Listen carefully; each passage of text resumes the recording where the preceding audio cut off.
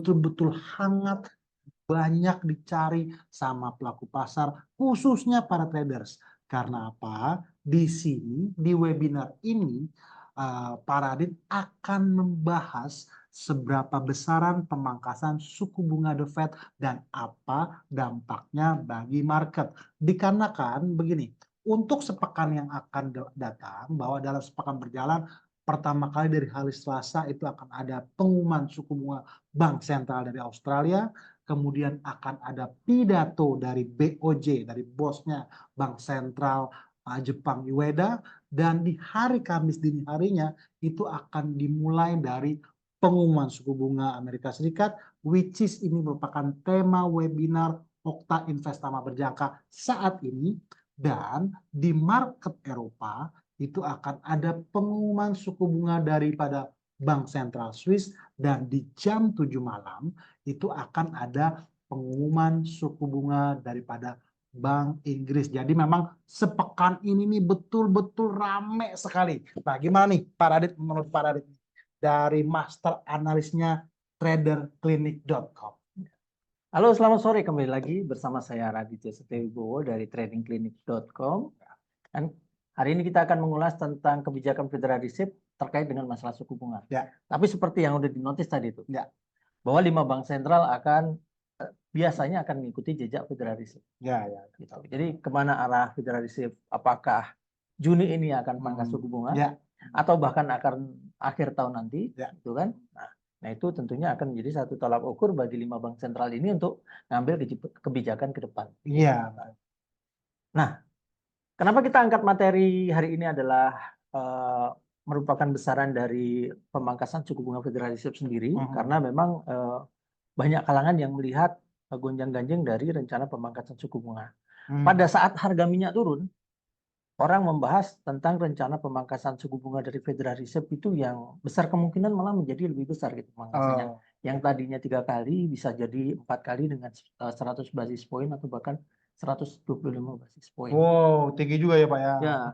Tapi kami amati nih dari waktu ke waktu, ternyata ketika harga minyak kembali mengalami kenaikan, apalagi sekarang bergerak di atas $80 per barel, Pak Yosi, itu dengan serta-merta banyak gubernur bank sentral Federal Reserve sendiri yang kemudian melakukan satu fungsi intervensi verbal untuk membatasi pola pelemahan mata uang dolar dengan menyampaikan beberapa hal terkait dengan rencana pemangkasan suku bunga yang ternyata bisa lebih kecil dibandingkan ekspektasi para pelaku pasar. Jadi ketika pasar mengekspektasi pemangkasan suku bunga bisa terjadi antara 100 basis point hingga 125 basis point dan kemudian terjadi kenaikan harga minyak, maka counternya adalah pemangkasan suku bunga bahkan bisa hanya dilakukan 2 kali dengan besaran 50 basis point.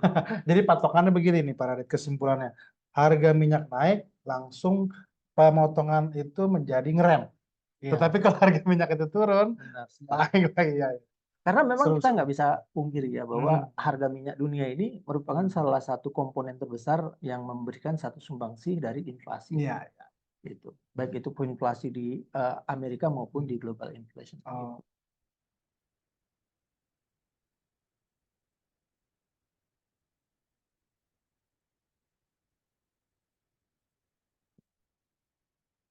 Atau boleh nggak nih saya ngomongin tentang Okta Vaganza? Boleh dong, pastinya. Itu sponsor kita kan pastinya kan. Jadi memang begini nih, para rekan-rekan trader sekalian, ada produk unggulannya Okta Investama Berjangka yang bernama Okta Vaganza. Which is, apa sih Okta Vaganza? Jadi begini, para traders yang melakukan transaksi di market menggunakan platformnya Okta Investama Berjangka, tinggal mengumpulkan lot. Dari lot-lot tersebut, itulah yang nanti akan di-redeem menjadi dalam bentuk poin. Nah, poinnya tersebut akan bisa di-redeem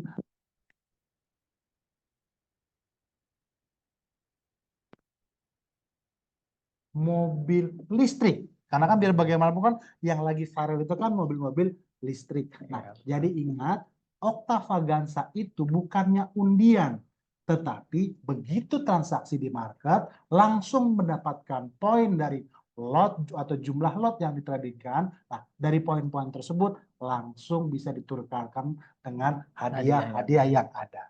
Oke nih Pak, terima kasih waktunya untuk dijelasin Okta Vaganza. Masuk lagi ke market kita.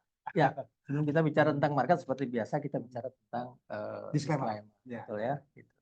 Nah, kembali kita akan bahas tentang faktor-faktor yang sekarang ini menjadi fokus pasar terkait dengan pergerakan indeks dolar. Oke. Jadi faktor yang menekan pergerakan indeks dolar seperti yang telah kita tahu bahwa rencana pemangkasan suku bunga. Tapi rencana pemangkasan suku bunga ini terkait dengan kondisi inflasi Amerika. Oke. Sekarang kalau kita bicara tentang inflasi Amerika memang sedang mengalami penurunan. Tapi cenderung moderate karena harga minyak seperti yang kita bicara tadi cenderung kembali mengalami kenaikan. Yang kedua adalah turunnya harga minyak dunia. Jadi ketika harga minyak dunia mengalami penurunan, itulah yang kita notice di awal tadi. Itu terkait erat dengan kondisi inflasi global. Gitu. Makanya nanti menjadi salah satu materi yang akan kita bahas. Kemana outlook pergerakan harga minyak dunia ini terkait dengan kebijakan moneter pemerintah Amerika. Gitu ceritanya. Nah, kemudian ketika kita bicara tentang harga minyak misalnya mengalami potensi kenaikan, ya kan? Biasanya pemerintah Amerika itu sekarang ini bukan lagi menaikkan tingkat suku bunga untuk mengkontrol itu, tapi dengan melelang obligasi. Supaya obligasinya ini menarik di market dan diminati pasar, biasanya itu berakibat pada tingginya tingkat suku bunga obligasi. Jadi itu suku bunga obligasi bisa jadi berpeluang untuk kembali mengalami kenaikan. Ngutang terus deh tuh Amerika Serikat. Padahal udah 3.000 triliun nih utangnya. Nah, itulah yang bikin dolar terus menguat dan menguat. Nah, kemudian isu utamanya adalah masalah turunnya inflasi. Nah, sekarang ini tren inflasi memang sedang turun, gitu kan. Cuman permasalahannya adalah inflasi turun, kemudian terhambat oleh naiknya harga minyak, gitu. Ya betul. Sehingga semuanya itu berkaitan. Gitu. Nah, kalau kita bicara tentang harga minyak, kita sekarang ini lagi bicara tentang kondisi kasus kemelut yang ada di Timur Tengah, perkembangannya seperti apa, kemudian apakah itu akan kembali membesar atau bahkan akan menjumpai adanya satu rencana gencatan senjata dan seterusnya. Tapi kalau kita lihat perkembangannya kelihatannya gencatan senjata diabaikan. Masih belum ya Pak ya. Cenderung untuk ke arah memanas lagi, dan itu akan mengganggu supply. Plus beberapa efek dari serangan Ukraina ke Rusia terkait dengan kilang-kilang minyak yang ada di Rusia. Itu yang sangat menghambat supply, sehingga seperti halnya makan buah sirih malakama yang pemerintah Amerika, ya kan, mau turunkan suku bunga supaya pertumbuhan ekonominya bergejolak lagi, tapi harga minyak terus mengalami kenaikan dan efek inflasi sulit dibendung, ya kan? Ini sebenarnya yang ingin dipastikan oleh pemerintah Amerika bahwa benar-benar inflasi ini bisa ditekan dan bisa mendekati angka 2%. Itu yang ingin dipastikan oleh Federal Reserve sendiri. Amin. Gitu. Iya betul. Kemudian faktor yang menguatkan adalah naiknya yield obligasi. Yield obligasi ini bisa naik karena faktor memang kepentingan pemerintah Amerika, kepentingan Federal Reserve sendiri untuk membuat dolar menguat. Jadi dengan menguatnya dolar, walaupun harga minyak mengalami kenaikan, dia tetap bisa bisa melakukan satu proses pembelanjaan dengan kurs yang istimewa gitu karena menguatnya mata uang dolar. Gitu. Nah, kemudian seperti yang kita bahas tadi, melebarnya konflik yang ada di Timur Tengah dan rilis data ekonomi yang sekarang ini terefek dari rencana kebijakan tingkat suku bunga itu sendiri. Jadi banyak kalangan yang melihat bahwa tingkat suku bunga tinggi, jadi nempel tingkat suku bunga tinggi ya, itu akan memberikan satu dampak negatif terhadap pertumbuhan ekonomi. Sebenarnya bukan hanya di Amerika aja, tapi juga misalnya di Inggris atau di kawasan Eropa atau bahkan di global itu. Betul sekali. Jadi dengan tingginya tingkat suku bunga itu akan memberikan satu dampak terhadap tingginya tingkat suku bunga pinjaman. Nah, buat negara-negara seperti China misalnya, sekarang ini sektor propertinya besar sekali gitu ya. Apalagi sekarang ini ada krisis properti yang gagal bayar gitu ya. Nah, tentunya dengan adanya tingkat suku bunga tinggi akan berdampak negatif, sehingga seperti halnya China kebijakannya lebih ke arah pemangkasan suku bunga gitu, supaya sektor propertinya tumbuh kembali. Nah, di Amerika kita melihat adanya risiko ke arah sana. Dengan tingginya tingkat suku bunga itu punya potensi bahwa sektor properti akan bisa dalam kondisi flat atau bahkan cenderung mengalami penurunan. Itu yang sedang kita lihat risikonya ke arah sana. Begitu Pak Yosi. Oke, selanjutnya kita bahas masalah ini adalah proposal dari Federal Reserve sendiri yang ekspektasinya berdasarkan dari pernyataan dari Jerome Powell itu sekitar bulan Juni punya potensi untuk melakukan satu pemangkasan suku bunga. Nah, kita masih berpegang pada kondisi tersebut bahwa bulan Juni ada deadline bahwa Federal Reserve bisa memangkas tingkat suku bunga. Nah, Hmm. besarannya kalau kita perhatikan dari Mhm. proposal awalnya itu 75 basis point. Ya, ya. Jadi Juni pemangkasan suku bunga 25 basis point, kemudian Agustus 25 basis point, kemudian September atau akhir tahun 25 basis point gitu. Nah, kenapa tidak melakukan satu pemangkasan tingkat suku bunga secara agresif dengan suku bunga Federal Reserve sekarang ini kan di angka 5,25 hingga 5,5%. Betul. Sementara tingkat inflasi kalau kita perhatikan dia punya CPI nanti di angka sekitar 2,8% gitu ya. Nah, seharusnya kan udah cukup tinggi ya. Ya.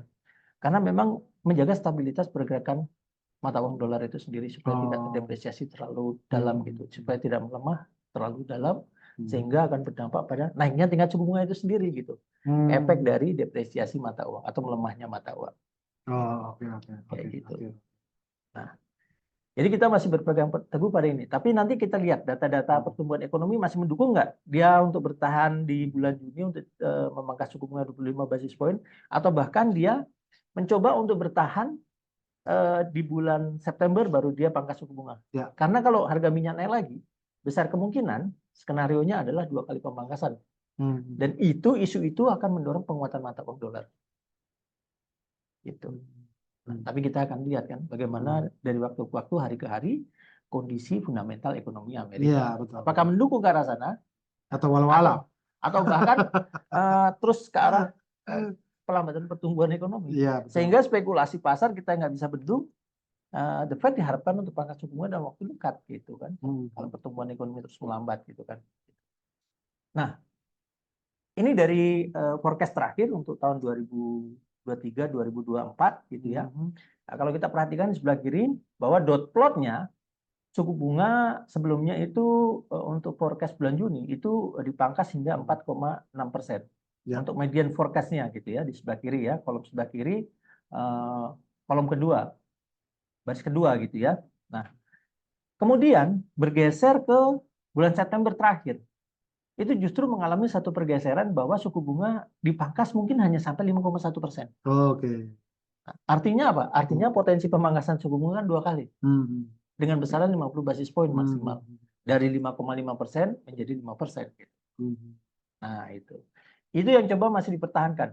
Jadi dot plot itu merupakan gambaran dari pengambil keputusan dari Federal Reserve sendiri. Jadi jumlah mereka adalah itu. Dan anggota yang memilih pemangkasan suku bunga dengan median forecast 5,1% itu sekarang ini masih mayoritas. Jadi targetnya berarti itu 2,5% ya Pak ya katanya? Kalau kita bicara tentang target tahun 2026 ya ke sana arahnya 2,5%, akan stabil di 2,5% dengan inflasi 2%. Gitu. Kalau wajar ya. Wajar. Satu negara kalau dia punya suku bunga di atas inflasi itu masih wajar, itu masih sehat gitu ya. Seperti halnya kita misalnya inflasi masih di angka 5%, kemudian tingkat suku bunga di angka 5,5 sampai 6% misalnya. Nah, contohnya demikian. Gitu. Nah, ini seharusnya yang menjadi acuan kita. Jadi kalau misalnya pasar berspekulasi bahwa akan ada satu pemangkasan suku bunga Federal Reserve hingga 3,75% tahun ini, kemudian atau bahkan ke angka 3,5%, berarti kan ada sekitar 100 basis point, 200 basis point ya potensi pemangkasan. Nah, itu perlu diwaspadai karena isu market yang mendorong pergerakan terutama ya suku bunga ini kan sensitif sekali kebijakannya terhadap harga emas dunia ya, dan itu bisa mendorong harga emas terus mengalami kenaikan gitu kan. Nah, itu yang perlu diwaspadai sehingga kita tidak melakukan aksi beli emas karena faktor rumus yang seperti itu dengan posisi yang terlalu tinggi. Itu. Jadi kalau udah bicara emas nih Pak Radit, sebetulnya para traders itu udah pengen banget nih nyari bocoran dari Pak Radit nih, buy-buy-nya di angka mana nih? Buy-buy ya? Yo, oh jangan, buy dong. Buy-sell-nya di angka berapa? Iya. Nah, jadi ini sebenarnya yang jadi kita jadikan sebagai acuan bahwa ini adalah gambaran dari seberapa banyak anggota ketua Federal Reserve dari negara bagian yang condong pada pemangkasan suku bunga di angka 5,1% atau bahkan ke angka 4,75% itu jumlahnya terlihat di dot plot itu. Gitu. Oke. ini seharusnya yang menjadi acuan buat para traders, okta traders sekalian gitu. Jangan ikut rumors yang kelihatannya mendorong emas naik, kemudian ikut ini mau pangkas suku bunga lebih besar lagi, ya, lebih besar lagi. Jangan terbawa oleh rumors yang seperti Tapi itu. pakai data. Ya, Ya, pakai ya. data. Oke, selanjutnya.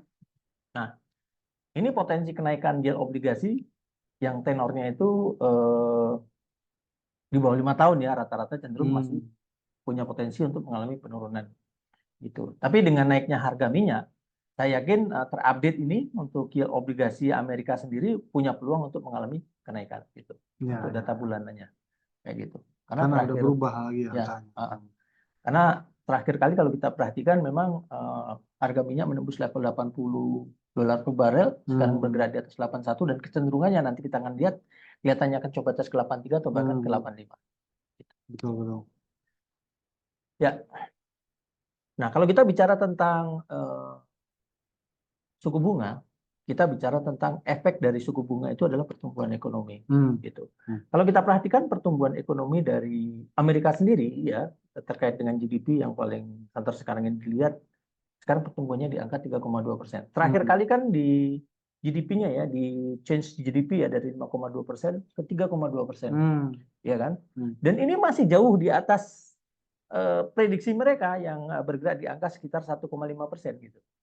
Untuk GDP-nya. Sementara inflasi kan diharapkan turun di angka 2,5%. Sekarang masih di 2,8%. Bahkan untuk inflasinya masih di angka 3,1%. 3,2. Ya, 3,2% ya terakhir. 3,2%. Nah, ini yang membuat Federal Reserve belum berani untuk pangkas suku bunga lebih besar. Gitu. Karena target inflasinya masih jauh di atas target mereka. Kayak gitu. Tahun 2024 kan kalau kita perhatikan PCE inflation-nya kan 2,5. Padahal sekarang ini PCE inflation kan masih sekitar 2,8%. Ya kan? Itu yang membuat mereka belum berani mengambil satu langkah agresif untuk memangkas suku bunga dengan penetrasi di bulan Juni. Tapi sekarang ini dokter di bulan Juni sendiri udah turun. Yang tadinya 57%, sekarang udah di 54% turun. Ekspektasi The Fed akan pangkas suku bunga bulan Juni. Jadi bisa jadi beberapa anggota member dari Gubernur Federal Reserve negara bagian masih condong pada kebijakan suku bunga sampai akhir tahun ini di angka 5%. Gitu. Nah, selanjutnya kalau kita bicara tentang tingkat pengangguran. Tingkat pengangguran untuk tahun 2024 ini kalau Federal Reserve sendiri kan di angka 4,1%. Sebenarnya sekarang tingkat pengangguran Amerika kan masih di angka sekitar 3,9%. Nah, 3,9% at least better than expected. Gitu. Jadi masih lebih baik. Jadi secara fundamental mereka masih solid. Ya kan dari kendati kemarin dari 3,7 naik ke 3,9, namun secara keseluruhan non farm payroll juga masih mengalami peningkatan gitu kan. Gitu. Di 270.000 ya. Gitu. Nah, ya. Hidup. Nah, ini untuk GDP dari negara-negara G7. Ya, GDP 4,9. Sekarang untuk GDP now-nya sekitar 2,5%, tapi kalau untuk GDP quarterly kan 3,2 tadi ya. Tetap yang paling tinggi Amerika Serikat ya. Iya, betul. Gitu. Nah, kalau kita bicara tentang pergerakan dolar, kita bicara tentang prospek pergerakan indeks dolar. Jadi indeks dolar itu untuk mengukur kecenderungan arah mata uang dolar itu sendiri. Jadi kalau indeks dolar punya potensi untuk kembali mengalami kenaikan, nah, itu akan berdampak terbalik terhadap regional currency. Jadi indeks dolar menguat, euro akan melemah, kemudian komoditi akan melemah, kemudian mata uang pound sterling atau Japanese yen dan yang lainnya akan melemah.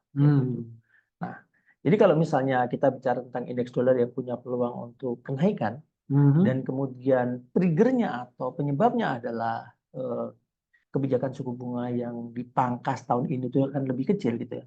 Itu dampaknya biasanya akan negatif ke bursa saham. Oke. Kayak gitu.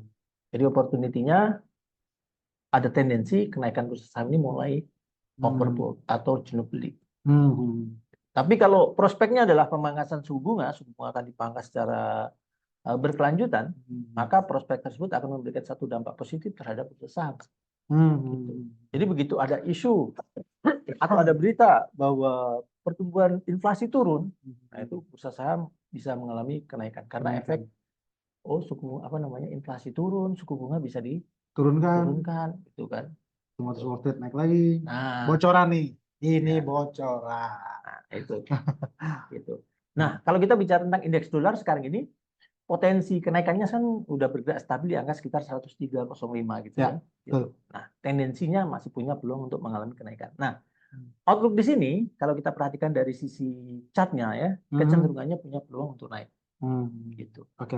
Nah, kita berasumsi bahwa atau kita menganalisa bahwa pergerakan indeks dolar akan naik itu tidak punya dasar. Gitu. Nanti kita akan ulas juga kemana arah harga minyak dunia. Oke. Sip. Yang at least ketika harga minyak dunia naik, ya kan, kita akan lihat bahwa Amerika akan lelang obligasi lagi, akan serap likuiditas pasar lagi, gitu kan. Nah, indeks dolar makin kuat. Jadi semuanya itu seperti gayung bersambut. Iya, betul. Cerita berseri, gitu. Kayak drakor lah. Iya, betul. Nah, secara teknikal kami melihat pergerakan indeks dolar ini punya peluang ke 103,50, kemudian 104,20, atau bahkan ke 104,70. Ya. Tapi kalau kita bicara tentang trend channel yang baru terbentuk, gitu ya, itu peluangnya ke angka sekitar 106,50-an. Ini indeks dolar punya peluang ke arah sana. Oke. Gitu. Dengan turun terbatas di area sekitar 102,80 hingga 102,25. Jadi double bottom, line biru di bawah itu di 102,25. Oke. Itu jangan sampai boleh break itu. Betul. Secara teknikal begitu. Sehingga pendekatan kita bukan hanya pada fundamental analisis, tapi juga pendekatan di technical analisis. Betul, Pak Yosi. Oke. Gitu. Nah, kita juga sering lihat analisa-analisa indeks dolar ini di buletin harian yang diterbitkan oleh Okta Investama Berjangka ya. Misalnya mereka juga analisa indeks dolar ini gitu ya. Sehingga Okta trader sekalian yang ingin melihat perkembangan dari indeks dolar bisa melihat referensinya dari buletin harian dari Okta Investama Berjangka. Kayak gitu. Nah, jadi dampak kebijakan tingkat suku bunga tinggi itu sesuai dengan apa yang telah disampaikan oleh Jerome Powell pada FOMC Minute minggu lalu gitu ya. Itu mereka melihat bahwa dampak yang akan terkena langsung adalah sektor perbankan kecil. Jadi sektor keuangan dan perbankan pun juga akan terdampak. Jadi apa itu sektor keuangan dan perbankan? Jadi kayak misalnya perusahaan-perusahaan yang memberikan fasilitas kredit kepada masyarakat terkait dengan kepemilikan mobil, kepemilikan kendaraan, atau kepemilikan rumah seperti itu akan terdampak. Kayak gitu. Gitu. Jadi sektor keuangan dan perbankan itu yang banyak. Nah, dengan adanya gambaran tadi dan prospek harga minyak yang masih punya peluang naik ya, jadi ekspektasinya sekarang ini yang tadinya suku bunga punya peluang untuk dipangkas 3 kali, peluang tersebut jadi mengecil. Jadi tahun ini besar kemungkinan suku bunga hanya dipangkas hingga 2 kali gitu. Kalau harga minyak terus mengalami kenaikan. Jadi prospeknya itu memang sangat terkait dengan outlook pergerakan harga minyak dunia. Nah, nanti kita juga akan ulas salah satu hal yang berkaitan dengan harga minyak tersebut gitu. Jadi dari waktu ke waktu sembari kita menunggu Juni, efeknya adalah pada pertumbuhan ekonomi yang semakin melambat. Gitu. Oke. Nah, diprediksi dengan adanya ketetapan kebijakan tingkat suku bunga di angka 5,5%, tingkat pengangguran bisa terus mengalami peningkatan hingga angka 4,3%. Sekarang ini 3,9%. Oke. Gitu. Karena dampak dari kenaikan tingkat suku bunga itu akan berkelanjutan gitu ceritanya. Ya. Gitu. Itu dampaknya. Dan ketika terjadi perlambatan pertumbuhan ekonomi dan kemudian tingkat suku bunga masih akan dipertahankan di level tinggi, itu yang akan kena pertama kali di pasar sahamnya. Gitu. Jadi saham akan mengalami penurunan. Prospeknya mengalami penurunan. Kayak gitu. Nah, selanjutnya ini yang paling ditunggu-tunggu pasti kan. Wah, ini nih bocoran yang paling dicari. Kalau kita perhatikan kan memang sekarang ini kemarin kan emas sempat mengalami kenaikan mendekati level 2.200 ya, 2.100 level tertinggi sepanjang masa di 2195. Ya. Pas level resistennya di channel yang kita buat gitu ya. Dan sekarang ini di weekly technicalnya bentuk pola close on low. Nah, ini punya peluang untuk mengalami satu koreksi. Sehingga dari 2195 kemarin punya peluang untuk mengalami koreksi ke 2115-an. Oke. Nah, jadi critical point dari pergerakan emas ini ketika dia break level 2150, peluangnya strong supportnya di area 2115. Itu Fibonacci 50%-nya. Jadi Fibonacci retracement 50%. Tapi kalau kita perhatikan ketika 2115 kelewati atau indeks dolarnya benar menuju ke arah 106. Nah, ingat kan tadi kan, indeks dolar punya peluang ke 106. Maka emas punya peluang juga untuk terus mengalami penurunan ke 2090. Tepatnya 2089. Oke. Jadi berkaitan kan? Ketika indeks dolar punya peluang ke 106, maka emasnya punya peluang ke 2090. Kalau trend channel yang paling bawah itu di angka berapa itu, Pak? 2090. Oh, itu C-nya ya. C. C. Oh, 2090. oke. Gitu. Sesuai dengan trend channelnya ya, yang paling bawah itu ya. Ya, betul. Oke. Jadi skenario strong supportnya di 2115 A, ya kan? Skenarionya B-nya itu bila mana dalam kebijakan tingkat suku bunga bulan Maret ini, misalnya ya Jerome Powell kasih clue, wah ternyata inflasi udah mulai terkendali. Kemudian kita akan pangkas suku bunga sesuai rencana bulan Juni. Nah, itu bisa tuh ke 2245 bisa ke arah sana. Tapi kalau misalnya minggu ini masih hawkish, kita masih akan waspada terhadap inflasi karena harga minyak naik lagi dan sebagainya. Inflasi masih belum pasti dan Masih sebagainya. dovish berarti. Masih hawkish. Oh, oke, masih hawkish. Kebijakannya misalnya masih hawkish, maka kecenderungannya akan coba tes ke 2115. Ke skenario A gitu. Dan atau bahkan bila mana itu terlewati, skenarionya adalah ke skenario C 2090. Itu nggak boleh break tuh. Itu bocoran banget tuh. 2090 itu merupakan secara teknikal support psikologis trend channel. Dan biasanya trend channel itu secara teknikal itu benar-benar strong, kuat. Kalau itu break, wah. Oke, bocoran yang menarik sekali nih dari para dicatat 2090. Dicatat 2090. Itu penentu arah tren yang ada gitu. Jadi kalau kita bicara tentang kondisi tadi kan kita bicara tentang inflasi ya. Tadi ada year on year inflasi 3,2%. Kemudian core inflasinya 3,8%. Ya. Ya, padahal targetnya tadi core inflasinya 2,5%. Dan kemudian CPI-nya di angka targetnya 2,5% juga, sekarang masih di angka 3,2%. Jadi masih jauh dari kata-kata sesuai dengan target Federal Reserve. Cuman memang akhir-akhir ini inflasi di gambaran dari tabel ini ya, ini kan inflasi terakhir ya, data inflasi terakhir. Ini memang cenderung moderate. Gitu. Searah dengan harga minyak yang moderate. Oke. Nah, kalau dilihat dari sini, maka tentukan level psikologisnya 2115.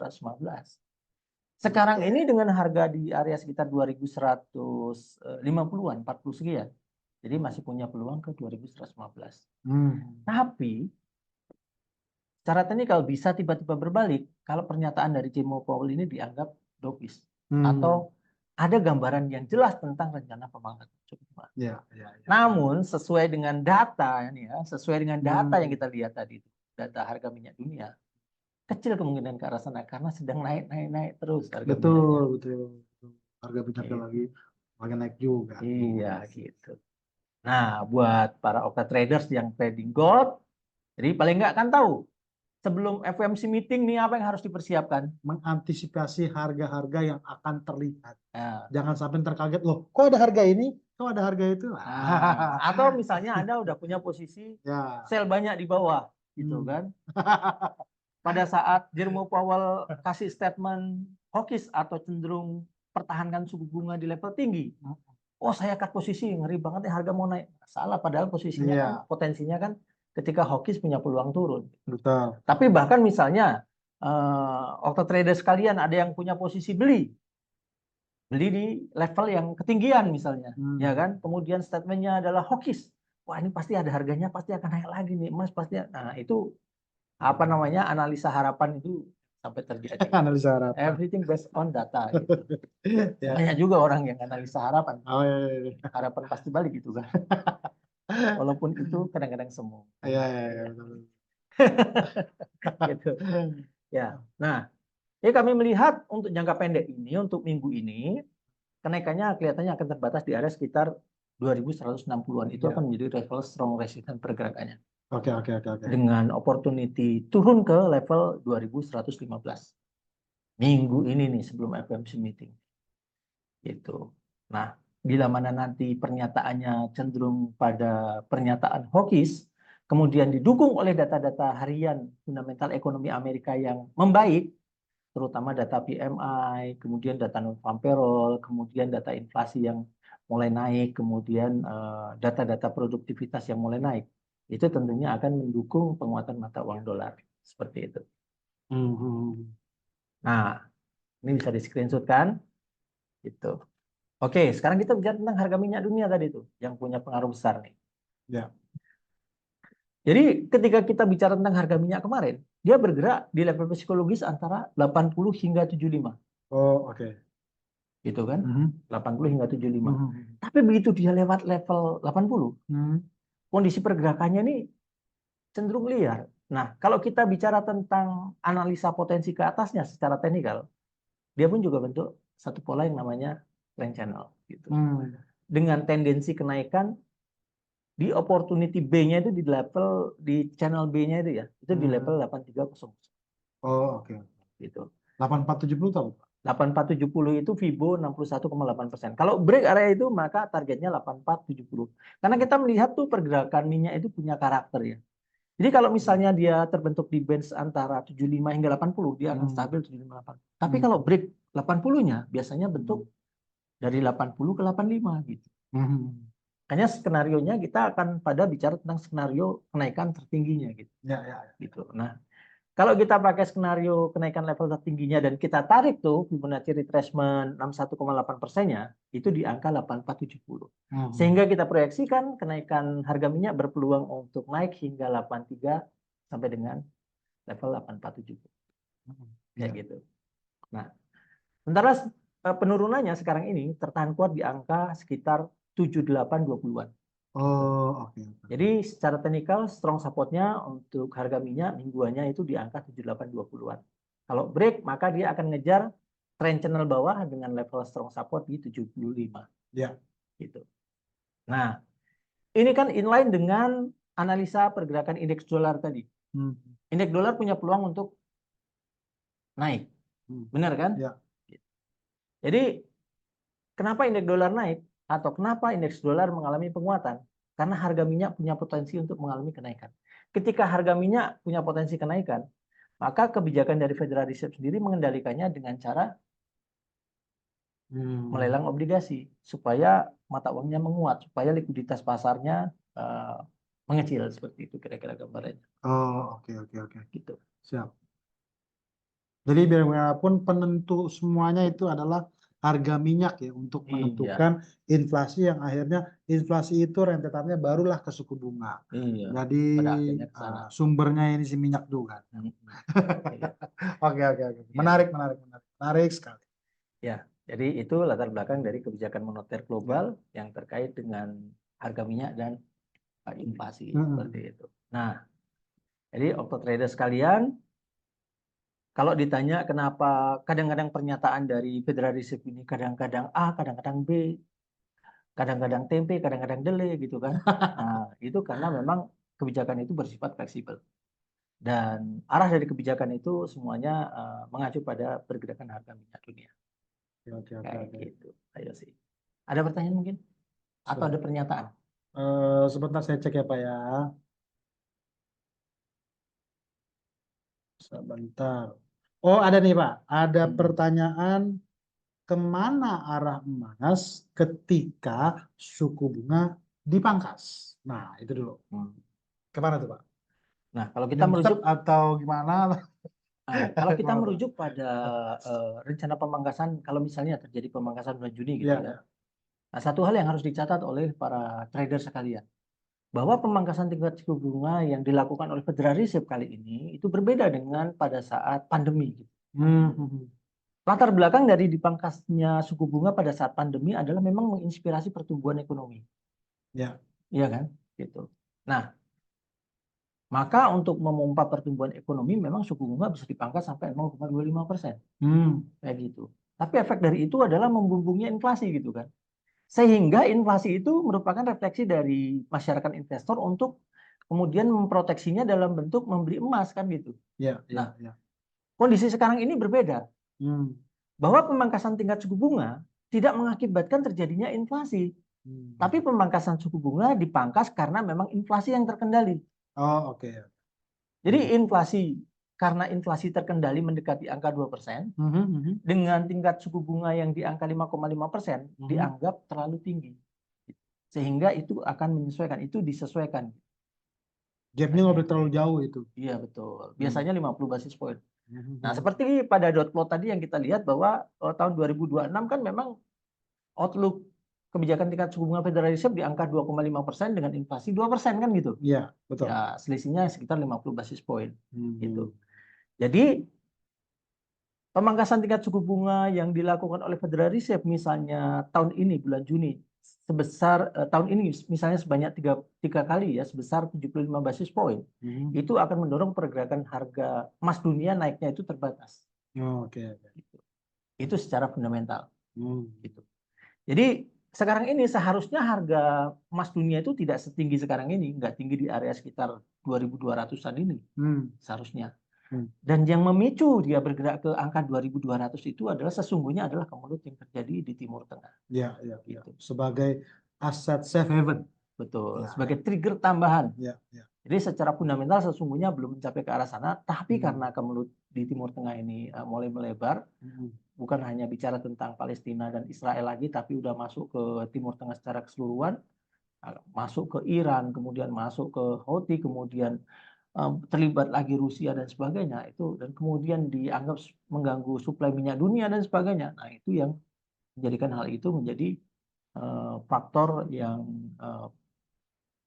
dilihat menjadi sebuah resiko yang semakin besar gitu, hingga mendorong pergerakan harga emas dunia seperti sekarang ini mendekati 2.200 gitu. Seperti itu Pak. Ada pertanyaan lagi mungkin? Jadi gini, jadi sekarang ini kita pantau secara teknikalnya ya di angka 2.245. 2.245 sampai dengan 2090. Nah, sekarang ini kalau misalnya nanti suku bunga dipangkas bulan Juni itu arah orientasi targetnya di area 2.245. Kalau orang punya proyeksi 2.500 dan sebagainya, itu harus berhati-hati gitu, harus berhati-hati. 2.500 kejauhan itu. Ya, berhati-hati gitu. Karena pemangkasannya nggak seperti dulu, nggak sampai 0, sekian persen gitu. Bagaimanapun suku bunga akan dipertahankan di atas inflasi gitu. Kayak gitu. Betul. Poinnya itu. Siap. Kemudian ada lagi, apa perbedaan pemangkasan suku bunga tahun ini dengan pada saat pandemi? Nah, menarik nih pernyataan. Ini kan. Jadi tahun ini itu dipangkas karena inflasi turun. Kalau pada saat pandemi dipangkas karena memang ada resiko terhadap resesi ekonomi hingga Bank Sentral diharapkan melakukan satu langkah-langkah strategis untuk menginspirasi pertumbuhan ekonomi dengan cara menurunkan suku bunga. Ya kan? Pandemi kan begitu. Pandemi efeknya perlambatan ekonomi secara global. Bank Sentral banyak diharapkan memangkas suku bunga supaya ekonomi bergerak lagi kan gitu. Nah, kalau sekarang kondisinya seperti yang dijelaskan tadi di sesi sebelumnya gitu kan, bahwa pemangkasan tingkat suku bunga yang terjadi sekarang ini terjadi karena memang inflasinya itu cenderung turun dan mendekati 2%. Gitu. Kalau kita lihat dari proposal dot plotnya tadi, apakah bisa suku bunga ke depan mencapai level 2,5%? Bisa. Tapi itu target orientasi tahun 2026. Kayak gitu. Sementara tahun 2025 sendiri kan masih di angka sekitar maksimal di angka 3,75%. Jadi tahun 2024 di angka 5%, tahun 2025 di angka 4%, kelihatannya begitu ya. Tahun 2026 di angka 2,5%. Nah, jadi kesimpulannya terjadi rencana penurunan secara gradual, secara bertahap. Gitu. Ada satu lagi nih Pak, ada satu lagi nih. Apakah pemangkasan suku bunga tahun ini sudah dapat dikatakan telah diantisipasi pasar? Nah, kalau kita lihat isunya ketika orang bicara tentang rencana pemangkasan suku bunga tahun ini selalu mendorong pergerakan harga emas naik. Selalu mendorong pergerakan harga emas naik. Tapi kalau kita bicara tentang technical analysis tadi kan, ya kan? Nah, ini kan. Nah, jadi critical point-nya kita masih akan pantau di angka sekitar 2245 itu tadi. 2250-an lah. Ininya gitu. Critical point-nya begitu. Jadi karena memang isunya kan udah digiring dari awal tahun gitu kan. Pemangkasan suku bunga, kapan Amerika akan pemangkasan suku bunga? Sehingga emasnya kan udah naik dari waktu ke waktu naik gitu kan. Jadi bisa diartikan kalau misalnya terjadi pemangkasan suku bunga 50 basis point atau 2 kali di akhir tahun ini itu telah hampir bisa dipastikan terantisipasi. Oke. Gitu. Nah, kalau kita bicara tentang technical, resistennya kan udah hilang tuh. Kalau kita pakai trend channel ya step by step 2200 kemudian 2245. Nah, nanti di pertemuan berikutnya kita akan bahas level update dari pergerakan harga emas dunia sendiri. Iya. Ada pertanyaan lagi mungkin? Pertanyaannya lagi puasa, Pak. Iya, betul. Ya kan, jangan lupa ini ya apa namanya, selamat menunaikan ibadah puasa buat kopdar sekalian. Betul. Gitu kan. Semoga di bulan suci Ramadan ini menjadi satu bulan yang penuh rahmat ya, berkah Ramadan karena dari Allah Subhanahu wa taala ya kan. Betul. Itu menjadikan kita semakin dekat dan semakin baik gitu ya. Tradingan juga semakin bagus semua. Amin. Karena memang sekarang ini sebenarnya bukan hanya harga emas maupun harga minyak dunia yang punya opportunity. Yen pun juga besok kan ada BOJ meeting. Betul. Ya kan? Caranya dia akan bahas masalah suku bunga. Apakah bulan ini dia akan naikkan suku bunga atau bahkan bulan depan dia mau naikkan suku bunga? Ya. Pengaruhnya signifikan terhadap pergerakan mata uang yen. Iya, betul. Nah, kalau banyak bank sentral pangkas suku bunga, sementara BOJ rencananya naikkan suku bunga, kan? Itu punya peluang untuk mengalami penguatan untuk mata uang yen. Gitu. Itu bisa kita gunakan opportunity-nya untuk untuk melakukan antisipasi jual USD terhadap Japanese yen. Bocoran lagi. Wah, terlalu banyak nih kasih bocoran. Yang penting kan jadi cuan. Ya, betul. Itu bedanya kita, itu bedanya offline sama, itu bedanya trading klinik dengan perusahaan pialang lain. Betul. Kita lebih antisipatif. Kita lebih antisipatif. Jadi sebelum terjadi sedia payung. Gitu. Ya, Oke, tanpa menunggu waktu lama-lama, berhubung waktunya itu juga sudah mendekati nih, mungkin para bisa tutup untuk webinar ini. Oh iya. Kebijakan tingkat suku bunga dalam pertemuan kali ini memang sangat signifikan bagi para pelaku pasar. Tapi jangan lupa bahwa poinnya adalah hawkish atau dovish. Besaran kalau kita perhatikan, bila mana harga minyak cenderung masih mengalami potensi kenaikan, arahnya lebih pada 2 kali pemangkasan dengan 50 basis point tahun ini. Jadi paling jauh sekitar 5% sesuai dengan gambaran dari Federal Reserve. Bila mana ada isu tentang pelambatan pertumbuhan ekonomi, itu bisa merubah persepsi. Jadi semakin buruk pertumbuhan ekonomi, dari 50 basis point bisa berubah lagi jadi 75 basis point atau bahkan 100 basis point. Jadi kombinasikan antara proposal Federal Reserve yang akan memangkas suku bunga 2 kali dengan kondisi pertumbuhan ekonomi terkini. Itu saja tips atau garis besar dari webinar yang kita bahas hari ini. Semoga bisa bermanfaat buat semuanya. Saya Raditya Setiawibowo dari tradingclinic.com, senang bisa berbagi dengan Anda semuanya. Saya Makarios, wakil pialang dari Octane bersama Berjangka. Sampai berjumpa lagi di acara webinar selanjutnya yang tak kalah menarik dari tema-tema yang akan diangkat oleh para Radit. Oke, sampai ketemu di sesi berikutnya. Salam.